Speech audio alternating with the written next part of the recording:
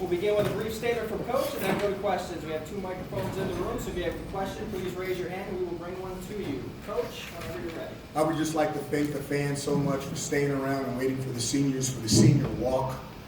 That's something that every football player has to do, whether it's Pop Warner, high school, college, invited to an NFL camp before you get cut, or play a long time professionally. There comes a day when you're going to have to put your shoulder pads away and you can't go play intramurals, and it's not the same when you play flag football with the IBM or Xerox. So I really want to say thank you to them, and hopefully it's something that'll hang around here for a long time, as long as I'm here. Questions? Questions, Coach? We'll start on the right with Dan. Coach, just what you can say about this senior class, kind of going off of that, what they've meant to you, what they've taught you, maybe their legacy, in your opinion. You know, first of all, you have to think back to the 2019 season. They had a lot to do with that success. It's unfortunate that we couldn't meet the expectations of everyone. We really, really tried, but we didn't get it done. Other questions? I'm not done yet. But to have a situation where we could send those young men out as winners and the rest of the team rally to play for something when a lot of people think they had nothing to play for, once again, I think just shows how close those guys are and how we are a family, a La Familia in Omaha. Go ahead. Other questions? Steven? Dino, I know you have to do coaching evaluations at the end of the year. I'm curious how quickly you do that, and what's the time frame for assessing which coaches you want to bring back or maybe move on from? Again, I think it's something that, you know, this is not like something you do just off the spur of the moment. You don't want emotions to dictate your decisions. You got to take all that stuff out of it. And you have to evaluate the program and the players and everything from top to bottom. There's going to be some changes. There's no doubt about that. But I've always been slow to go on those things, and even though I'm an emotional guy, I really try to take the emotion out of it. So we'll take some time off, and we'll do some things, and then we'll come to some conclusions, and we'll make some decisions. Mario, all the way back, Coach. Hi, Coach. They gave me a microphone. I won't yell this time. You've got a good yelling voice. Do you consider this season progress or a step back?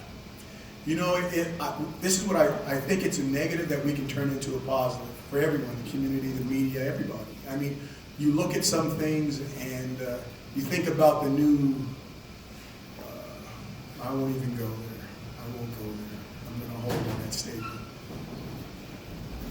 It is what it is. The results are the results. And what we need to do now is turn that negative into a positive. And I think we can build upon the mistakes that we made this year.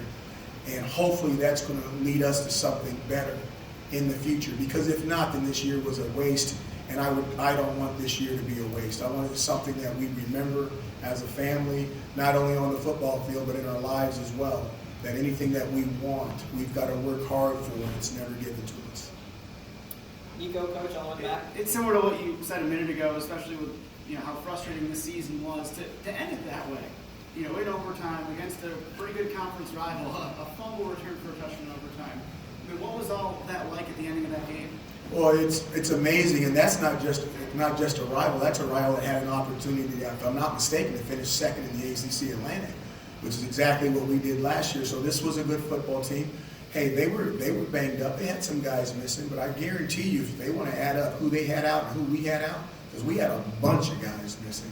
And I thought what you saw was 2 good coaches, a lot of, when I say coaches, I mean coaches and their staffs, and a lot of players playing for their culture. I think Wake Forest has a fantastic culture. I think Dave Clawson does an outstanding job. And I've had the opportunity of following that man, so I know what his players were like after he left, and he does an outstanding job. I also think that we have an outstanding culture. And I think that we're doing a better job, and we're going to get even better. And we're going to get to the situation where we can turn this thing around and be a winner consistently and not occasionally. Hey, Coach. I know you love all your seniors equally, but how special was it for you specifically to see Clayton get that first and last start in the Syracuse uniform and get the win in his last game? That was just a happening. You know, we had some things happen during the week and last games and all that other kind of stuff. That was just a happening. But once again, you have to be ready. It's the next man up attitude. And even then in the game, there was times where, you know, we're playing both the guys, which is okay. There's no rule that says you only have to play one. But it was exciting to see Clayton have that memory. Who knows? He may go off, take his Syracuse degree, start running a company, get bid out by bought out by some huge company, and come back and build a dome with his name on it. We'd all feel better about that here in Upper State New York. So we want all those guys to have an opportunity as seniors. And a lot of times, well, not a lot of time, most of the time, the Syracuse degree does a lot more than the things that they can do on a football field. But we'll miss Clayton. Clayton is one of those guys that has a sense of humor that's very unique, Northern California type cat. So we'll really miss him. He's fun to be around. Juan Pablo? Hey, Coach, I know it was Seniors Day, so it's honor the seniors, but Tristan Jackson reaching 1,000 yards receiving this year. How does it make you feel that on his first year as part of the Orange, he was able to hit 1,000? You know, it's nice that he got 1,000, but it's almost like he got a quiet 1,000. You know, if someone says, "Hey, Tristan went over 1,000," you're like, you turn and go, "Really?" It's like it's a quiet 1,000, and we're happy for that. But let's see if we can have a loud one in 2020. How about that? Chris? Obviously it only added to the drama, but what were you seeing on the field when you called the timeout on 3rd and 8, kind of late in the game with the clock running? You know, it was a tough call on me because I could have let the clock run down, and you know that would have given them less time to go the other way.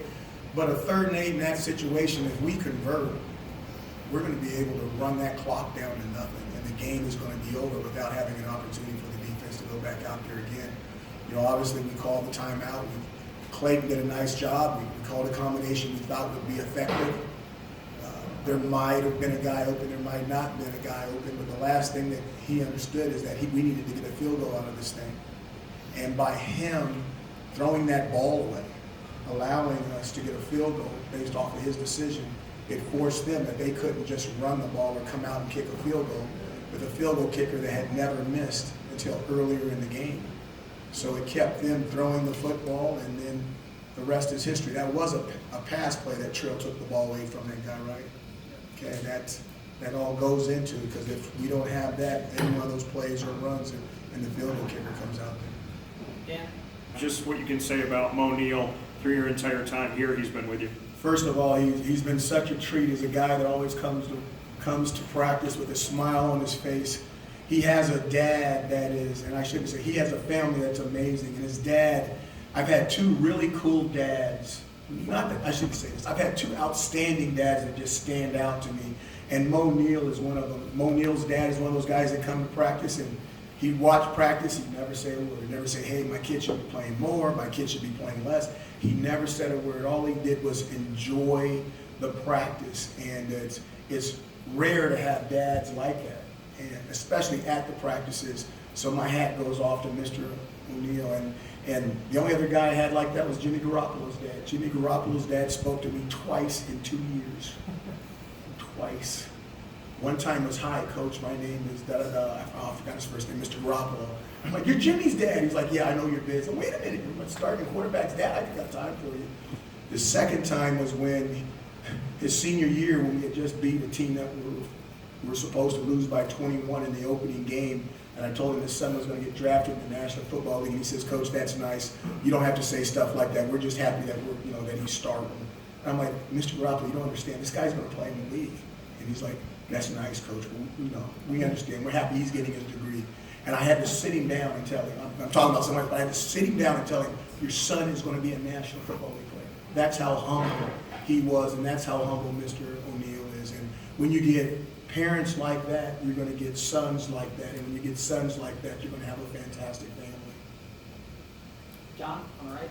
Coach, you mentioned last year those bowl practices were being valuable. This year, guys won't get a chance to go put on the tape from this game and show what type of family you are building here. There's no doubt. Again, you don't get to go bowling, but you do get to go recruiting. Sliding scale right there. And I'll be out here. I won't be in town. We're recruiting right now, actually. We have 2 recruits in. this weekend, and I can't mention names because of NC2A rules, and I'll be out on Monday.